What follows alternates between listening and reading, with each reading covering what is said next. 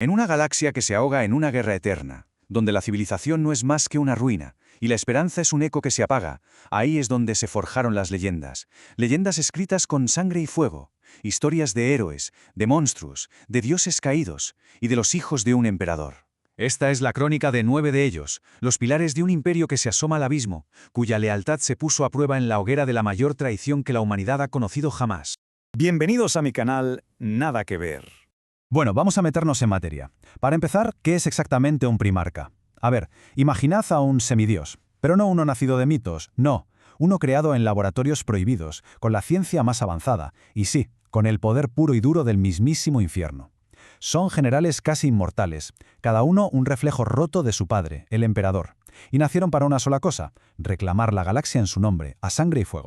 Para entender de verdad a estos 9 leales, no vamos a ir uno por uno como si fuera una lista, no, vamos a explorarlos a través de los arquetipos que definieron sus leyendas, a menudo sangrientas, desde los reyes forjados en mundos de muerte hasta los héroes marcados por una tragedia insuperable. Es un viaje para descubrir cómo se construye un legado sobre las cenizas de la guerra. Su historia, como no, empieza con un desastre de proporciones cósmicas. Aún estaban en sus cunas de gestación cuando los poderes oscuros del caos, los dioses del infierno, los arrancaron de la cuna de la humanidad. Los esparcieron como semillas al viento por toda la galaxia. Cada uno aterrizó solo, en un mundo diferente donde su carácter sería puesto a prueba mucho, mucho antes de conocer siquiera el rostro de su padre. Y claro, algunos de esos mundos eran auténticos infiernos. Planetas letales que no solo los obligaron a sobrevivir, sino que los convirtieron en los depredadores alfa de ecosistemas que estaban, literalmente, diseñados para matar. Aquí es donde se ve el contraste de una forma brutal. Por un lado, Lion el Johnson, el león, se crió solo en un bosque plagado de bestias disformes. Se convirtió en un cazador silencioso, un estratega impenetrable. Su sola presencia era una amenaza. Y en el otro extremo, Leman Russ, criado por lobas en el hielo eterno de Fenris. Él es la furia desatada, el rey bárbaro que se ríe en plena batalla y que ve la guerra como la mejor de las cacerías. Ambos son hijos de sus mundos salvajes, dos caras de la misma moneda de la conquista. Pero ojo, no todos los hijos del emperador eran bestias de la guerra. Algunos eran visionarios, eran constructores, los grandes arquitectos del sueño imperial. No solo ganaban mundos, sino que los reconstruían, sentando las bases de esa gran civilización que debía surgir de las cenizas. Y esto nos da una idea de la escala de su genio. Fijaos en Robot Guilliman. Él no se limitaba a conquistar, creó Ultramar, un imperio estelar propio de 500 mundos que era un faro de orden en una galaxia caótica. Era el estadista perfecto. Y luego está Roald Dorn, la lealtad hecha piedra. Un maestro constructor tan incorruptible que el emperador le encargó la tarea más sagrada: convertir el Palacio de la Tierra, el Palacio Imperial, en una fortaleza que ni los dioses oscuros pudieran asaltar. Uno construía el futuro, el otro lo defendía hasta la muerte. Pasemos ahora a dos casos un poco especiales.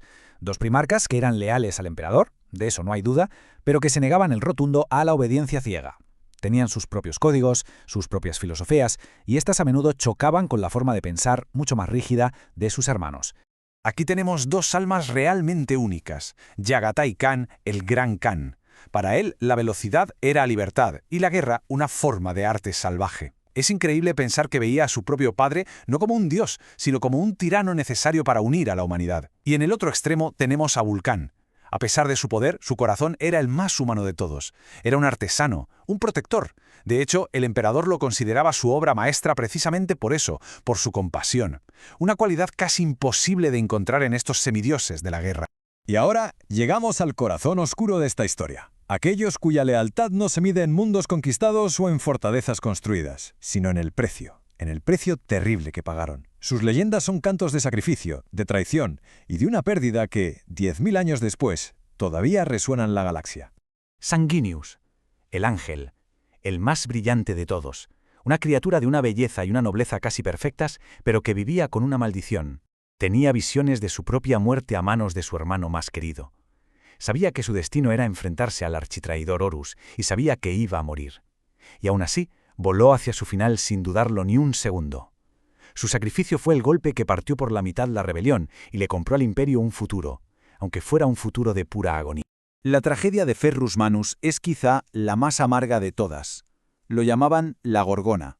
Era la fuerza implacable hecha persona. Y su hermano del alma, su amigo más cercano, era Fulgrim. Pues bien, fue Fulgrim, ya corrompido por el caos, quien lo traicionó y le cortó la cabeza en el campo de batalla. Ferrus fue el primer primarca leal en caer, y su muerte, a manos de la persona que más quería, fue la herida que envenenó esa guerra para siempre. Y luego está Corvus Corax. Él era un libertador, un maestro de la guerra de guerrillas que luchaba por los oprimidos. Pero después de ver cómo su legión era masacrada en una emboscada, algo dentro de él se rompió en 1000 pedazos. Dejó atrás sus ideales, se despojó de su humanidad y se convirtió en otra cosa, en una sombra, en un espectro de pura venganza que, según se dice, todavía caza a sus hermanos traidores en el corazón del infierno, susurrando una única promesa: nunca más. Entonces, la clave de todo esto es que aunque muchos de ellos cayeron, desaparecieron o duermen un sueño del que quizá nunca despierten, sus legados son inmortales. Sus actos, sus sacrificios, sus ideas son los fantasmas que persiguen al imperio 10.000 años después, guiando a sus descendientes en una guerra que no tiene fin, en un imperio que parece que solo recuerda cómo morir. Y todo esto nos deja con una pregunta flotando en el aire, ¿no? En un universo donde los dioses son en realidad demonios, los héroes son mártires y la esperanza es básicamente una herejía, ¿qué significa de verdad ser leal? ¿Es el deber inquebrantable de Dorn, la libertad a toda costa del Khan, o es el sacrificio final y absoluto de Sanguinius? Quizá, en este futuro tan sombrío, la verdadera lealtad es simplemente tener la voluntad de seguir luchando cuando ya todo está perdido. Si esta inmersión en la oscuridad y la guerra os ha gustado, ya sabéis qué hacer. Suscribíos al canal, dejad un me gusta, compartid y comentad. Vuestro apoyo es fundamental para que pueda seguir trayendo estas crónicas de guerra. Muchas gracias por la compañía.